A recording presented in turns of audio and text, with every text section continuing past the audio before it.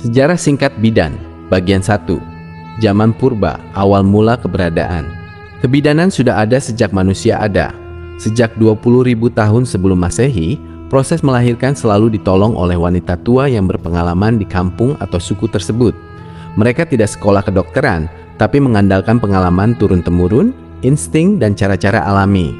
Di masa ini, peran mereka sangat vital karena menjadi satu-satunya harapan agar ibu dan bayi selamat. Bagian 2. Zaman Mesir kuno dan Yunani mulai diakui. Di Mesir kuno sekitar tahun 2000 Masehi, bidan sudah menjadi profesi yang dihormati dan dibayar. Ada catatan tulisan di atas papirus yang menjelaskan cara menangani persalinan. Di zaman Yunani dan Romawi, bidan bahkan harus mengerti ilmu anatomi dan ramuan obat. Mereka bukan hanya penolong lahir, tapi juga penjaga kesehatan wanita. Bagian 3. Abad Pertengahan Masa Kelam. Sayangnya, di abad pertengahan sekitar tahun 500 sampai 1500 Masehi, posisi bidan sempat terpuruk. Banyak bidan dituduh penyihir dan dianiaya hanya karena melakukan ritual atau pakai ramuan tradisional. Ilmu kebidanan jadi berkembang sangat lambat dan banyak dilakukan secara sembunyi-sembunyi. Pada masa ini, laki-laki atau dokter baru mulai terlibat dalam proses persalinan, padahal sebelumnya didominasi wanita total. Bagian 4. Zaman modern menjadi ilmu resmi. Masuk abad ke-18 dan ke-19, sekitar tahun 1700 sampai 1800 Masehi, dunia kedokteran mulai maju pesat.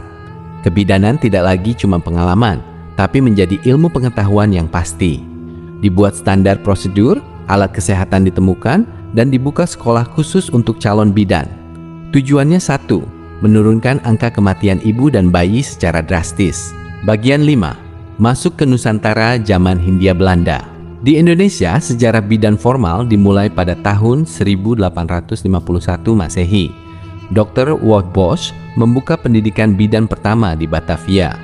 Lalu pada tahun 1902 Masehi, sekolah bidan resmi dibuka kembali untuk wanita pribumi. Lulusannya disebar ke seluruh daerah untuk mengabdi, menggantikan peran dukun bayi lama dengan cara yang lebih medis dan aman. Bagian 6. Kemerdekaan dan organisasi kuat.